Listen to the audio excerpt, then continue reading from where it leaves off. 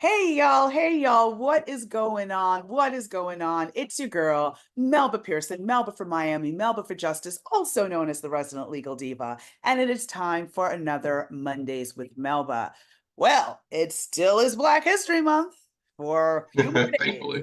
days. Barely. So I would definitely be remiss if I did not feature the amazing Rodney Jacobs, who is running for Florida State Senate, who is the director of the CIP, which does so much work in terms of police accountability. And just, he's a vet. He's all the things. He's a dad. The He's all the things. So y'all, only thing I gotta do, I gotta create some of those cool hashtags and names for you for all the things I do. I gotta get my marketing team on it. listen, that'd be part of my donation to your campaign. I'll I look for appreciate the that. money. I appreciate that.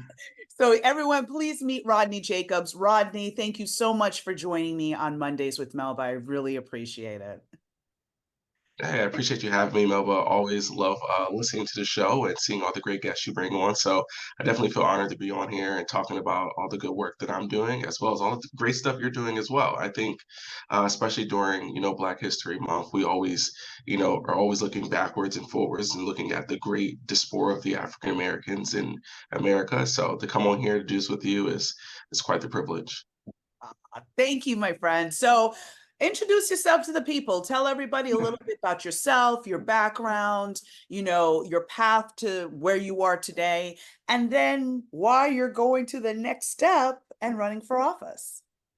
Yeah, well, just a little bit about me. I am the son of a 30-year military veteran, so I'm an Army brat. Lived all over the United States for most of my upbringing. Went to undergrad and law school in the state of Ohio, and came back to Florida for mainly two reasons. One, to marry my beautiful wife. We now have two kids.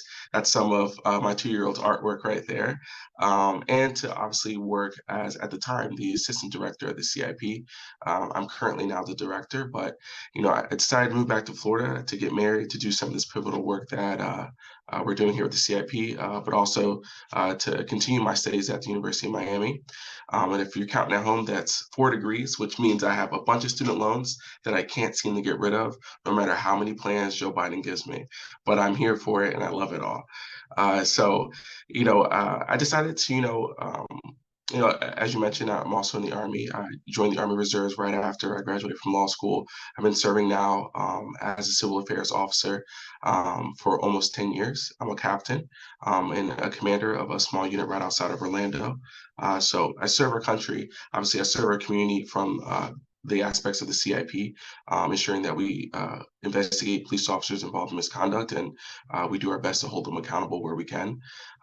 So I kind of looked at those two things, and I think you've covered it pretty well over the last 5 years or so. Florida has just kind of been this hotbed of culture wars and a lot of other undesirables that have come out of Tallahassee.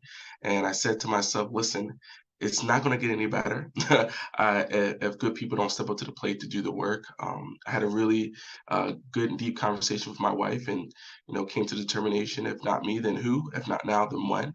And so it really came down to either moving away from Florida for my family or fighting for Florida. So for me, Florida was just way too valuable just to give up. So I decided to throw my hat in the ring as an extension to my service. I have all three boxes checked. I have the community checked. Hopefully, I had the state checked here soon, and then obviously serving our nation in the Army. I just really look at this as an extension to my service. I feel like I'm capable and I'm ready to do it. Two of the core principles I was always raised with in a military family is responsibility and discipline. My father always said, if you have the ability to do what's right, if you have the ability to do what's good, it's incumbent upon you to do those things, because we all have our own unique talents and gifts, and none of those are replicated just by anyone else. So if you have the ability, it's important for you to step up to the plate and do the hard work. So with that in mind, here I am. I've been running now for almost a year. I announced right after Labor Day, and the campaign's off to a great start, and we're going to keep the momentum going. That is so awesome. And and that's the reality, right? Like, we're never going to see the change that we want unless not only number one, good people step up, but more Mhm. importantly, number two, we support said good people when they step up, right? Correct, correct. Absolutely. Campaigns aren't free, and also, They're not. when we see our legislators fighting for different things, fighting different bills, we've got to also have their back and support them so they're not like screaming to the wind. But getting back to more about your run for Florida State Senate. First of all, Yeah. what district is that for, and what area does that cover? So that's question one. And then question two, what do you hope to accomplish in Tallahassee, especially knowing that you would be in the super minority? Yeah. Well, so first things first, obviously, Senate District 35. That's currently Lauren Book's Senate seat. She is termed out, so it's an open Senate seat. It's a Broward County seat, and it encompasses a few major cities: Weston, Southwest Ranches, Cooper City, Miramar, Pembroke Pines, parts of Hollywood, Davie, a little bit of Sunrise and Coral Springs as well. So we go as far west as the Everglades, as far east as a little bit of Hollywood. Southern border is right on the Miami-Dade County border with Miramar and Pines, and we go as far north as Springs and Davie. So it's a large district. There's roughly 450 to 500,000 constituents there. So very large district. I look at 35 as really a microcosm to the state of Florida, or really to our nation. We just have so many different individuals there, both in demographics of race, culture, you name it, we have it. So I feel really fortunate for just the opportunity to represent such a great location, a great district. So I'm looking to really lean into it, to connect with as many voters as possible. One of the core components of the campaign is what I'm calling every city, every vote. I don't care where you voted for, or who you voted for in the past, or how you voted in the past. I'm going to engage with you. I'm going to talk to you. I'm going to ask you what issues are bothering you, what keeps you up at night, what are some of the ideas you have for this district. I think when we look at a democracy, it's all about the civics participation that makes it go round. And so for a little bit of time here now in Florida, that system hasn't been going as round as we would like it. So I feel like kind of getting out there, getting into the grassroots, rolling up your sleeves, and talking to people is the best way to restart this engine. And so that's what I'm going to do. And what else is on your agenda? So, obviously making sure that everyone feels heard, that everyone is really part of the process. But, are there particular bills that you're looking to introduce in Tallahassee once you're elected? Yeah, And kind of, if you can give everyone a little explainer of what a state senator does, because I don't yeah. think, like, I feel like we all know, like, it was only a bill sitting here on If it Capitol. was only all right, the Schoolhouse Rock song everyone forgets about, right? Exactly, but Listen, like people forget like how this impacts their day to day. So if you can connect the two, please. absolutely. So obviously, a state senator, we create law and policy for the entire state, just like your local leaders do ordinances and help with traffic mitigation and speed bumps. Well, state legislators make state law that affects and impacts everyone in the state. For me, really, I break down my key core principles to four major pots. The first one is what I'm calling economics for the dinner table, and it really looks at the conversations you have in your home around the dinner table or in front of the TV or just whatever you do in your home that in that moment and that night or day with your loved ones, with a friend, when you talk about issues. I know in the Jacobs household, a conversation that often comes up is how are we going to pay for daycare this month, right? Because daycare is so god awful expensive. So really looking at economics that promotes the ability to put food on your table, that looks at the roof over your head. Obviously, we have a housing insurance crisis in Florida right now. So there's so many things that I think we may have gotten away from in looking at policy that aren't dinner table issues anymore. That are dinner table issues that we're not finding solutions based upon those issues in practice. So really, when I think about economics, I'm thinking about what people are doing to put food on the table, to keep food on the table, to raise their families, and to keep a roof over their head. And I think when you look at it from that vantage point, you capture so many of the different issues in our state, from homelessness to affordable housing to insurance to healthcare. All of those things are afforded to us by just basic dinner table conversations. So I'm looking at my economics from that vantage point. The other components of what I would love to do if afforded the opportunity to represent this district is really to look at sickness prevention from a public health perspective. One of my master's degrees is in public health, so I have a heavy focus and emphasis on disease burden and social detriments of health. And I think a lot of the stressors that we get from the day to day that impact the work that we do and how we do that work can be mitigated by just reducing our healthcare stresses. So, really introducing legislation that looks at those two core components from a systematic approach is really important to me. And then obviously, environmental protection is obviously very, very top of mind for anyone. I think that's a legislator, especially in a state like Florida, where we're constantly fighting different bouts of hurricanes and floods for almost half the year. And then lastly is this notion that I'm calling education that promotes prosperity. Really, for me, it's not necessarily about public schools or private schools or voucher programs, but really having great education that's curriculum based and fact based, so that I don't have to send my two black boys to school to learn that slavery had benefits, right?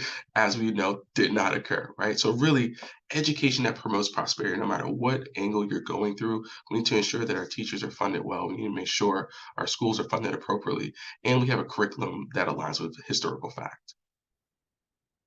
Woo! I mean, facts, facts, facts, facts right there. I mean, you're just hitting all the key issues that impact folks' day to day. And that's what people are talking about. That's what parents are talking about. That's what, you know, teachers are talking about. I mean, these are real, real issues that you're really trying to address, and I love it. So I want Absolutely. to, but I want to pivot slightly because I know there's a bill that's been introduced this session to Yeah. reduce the amount of civilian oversight that can be had over the police department. So, in other words, trying to get rid of the CIP, which you are the director of, the ICP, which is the Miami-Dade version, because CIP is for the city of Miami, ICP is for Miami-Dade County as a whole. Are you doing any work around that? And can you also shed some light on why this is so problematic? Yeah. Listen, and this is one thing I've told to numerous people when they ask me why I wanted to run for office. It's mostly because I'm not new to any of this kind of work. I've been to Tallahassee. I've offered bills. I've lobbied against bills. I know how the civic process works. I've gone to Tallahassee and brought back wins for our community as it relates to oversight. And I've pushed back bills such as the one you've mentioned that looks to dismantle police oversight. So there's two bills right now going through both chambers. In the House is House Bill 601. In the Senate, that's Senate Bill 576. And both of those bills seek to do the same thing, and that's undermine and or eliminate the ability for police oversight departments and agencies to investigate officers involved in misconduct. Obviously, that's super problematic, not only just from my department's view, but from a due process view, from equal protection view. I think one of the major bedrocks of our democracy is allowing people to complain about something, to talk about something that occurred to them that they feel was wronged, or where they feel they may have been wronged, or that was potentially unconstitutional. So our departments give the ability for community members and officers, mind you, to come in here to speak about what occurred, about an interaction that dealt with law enforcement or public safety, and do so in a way that they perceive is just, that they know some level of finality will will come from it. So right now, for better or for worse, police unions and elected officials on the Republican side have proffered this bill uh, in their defense, although they probably don't need any defense. They believe that by doing so, it eliminates some of the negative activism, quote unquote, that happens in these agencies. In my opinion, that's not the case. We are a professional organization. We are staffed with former police officers. And I have military experience here as our director. So, at least in the city of Miami, we've been operating for over 20 years. We've done a lot of great work in innovating our police department. And it's just so unfortunate because when you think about, the murder of George Floyd at the hands of Mhm. Derek Chauvin, Right. the fact that he was convicted for that was because of a civilian that was able to videotape the interaction, and that videotape became part of the evidence. Now, that's not, necessarily directly tied to this bill, but there's also bills saying that, you're not Mhm. allowed to film police officers during them doing their duty, right? So if they're in the middle of an Right. arrest, you can't videotape them. But it's like we've also seen that the body worn cameras aren't always effective, because if you so happen to cover it or you happen to turn it off, well, then now it's What back are we to doing here, right? It's really crazy to think about. We're not that far removed from the George Floyd worldwide protest, right? Where we all, I felt like, collectively understood that law enforcement is important, but it's also equally important that we hold them accountable for the wrongs and unjust things that are done towards the community. Because, and this is what I tell people all the time, Melba, last time I checked, the community or the police department needs the community just as much, because no one commits crimes in front of police officers. Typically, if a crime or something were to occur where a police officer needs to do their job, they need community help. In order to get that help, you need community trust. And the best mechanism and tool that promotes trust towards a community or towards a police community relationship has been civilian oversight. So for everyone to really recognize that in a real way after George Floyd was monumental. But here we are a few years removed, and we're saying, let's throw the baby out with the bathwater. None of that makes sense. And so when we have nonsensical legislation such as this, one must ask themselves, why is this occurring? What is really happening here? And I think it's really important for us as community members to really stay plugged in tune on this, calling your state elected officials and saying you disagree with this, because this is one of the few checks that we have on our law enforcement. And law enforcement officials, they would like you to believe that plumbers don't check plumbers, and electricians don't get questioned by civilian panels. You have all these professions that don't have this level of oversight. I'm always one to say two things to that. One, as a police officer, you are a public official. By being a public official doing public work, you are being monitored and checked and held accountable by the public. And what's more, Melba, and I'm sure you know this better than anyone else, last time I checked, when you've committed malpractice in your field, whether you're in a public or private profession, you go to a jury of 12 people who are regular, everyday citizens that will judge you on the merits of your case. And last time I checked, those people in that jury box aren't all police officers, right? They aren't all from the same profession. They're a jury of your peers. And we believe that this is the best way to operate and work in this space, because this has been the core component of our democracy. Absolutely. And then when you think about, for instance, doctors who commit malpractice, right? Maybe you may not end up getting sued. Maybe you may not end up going to jail, but they can take your license from you and you will not be able to practice medicine. And there Absolutely. and there is no doctor that I know, and I've got doctors in as friends and family or whatever. If they know somebody's sketchy, they're never going to want to go and do surgery with them. And so Right. they're going to rat them out and get them out because you're going to cause problems for me. And I don't understand why the police departments can't view this the same way. I've been trying to wrap my mind around that complexity. The best way I can look at it is, they perceive policing to be more than a job for them, and I understand that. I think anytime you could potentially be putting your life on the line, you have to look at your job in a place that's more than a job. But when we really boil down the hard facts of what is occurring here in policing, majority of the 400 complaints that we receive in our office are low-level discourtesy complaints. Let's set aside the criminal aspects of things, right? That's a question for the state attorney. That's a question for qualified immunity. The real criminal things, I think police officers understand that they don't want people in there tarnishing the badge as it relates to real criminal, heinous operations. We would hope that the state attorney indicts. We would hope that the police chief removes those people. We would hope that the law enforcement officer's Bill of Rights doesn't equally apply to people that have abused their power from a criminal place. But the rest of everything else, probably over 90% of everything else, is not criminally related. And in those situations, we need to invite police officers to find another job. You just weren't good at this. There's tons of things that Rodney Jacobs is not good at. I don't do those things, right? I'm just not good at it. And we need to come to a space within our communities in this discussion to say, if you're not a good cop and you're not good at this job, that's okay. I'm sure you have value doing something else in life, but this ain't it. And we got to find something else for you to do, because if you keep on the path that you're on, a discourtesy can become a use of force. And that's when things become criminal. And that's where we get consequences that we can't take back. Didn't Derek Chauvin have like 18 or some Yeah, large amount of civilian yeah. complaints before we got to the point of George Floyd? Absolutely. Listen, these things don't happen in a vacuum. They Yeah, don't necessarily happen all at once or overnight. It happens over a systematic period of time when there's a ton of red flags. And yet unions and arbitrations and what have you keep bringing back the same person over and over again, just for waiting for an accident to happen, just waiting for something catastrophic to occur where a movement needs to happen. So I think at times union officials and police department members are their own worst enemies. And a lot of these things can be completely avoided. yeah, yeah, absolutely. Well, circling back more to you, uh, when is your election? And how can people support you? Yeah, so the election is a primary election. It'll be August 20th, 2024. Obviously, anyone in the cities that I mentioned, the best way you can support me is by voting for me on election day. For anyone else looking to support, definitely check out my website at jacobsforsenate.com. That's jacobsforsenate.com. On the website, you'll hear all about the platform that we spoke about today and also ways you can contribute and donate.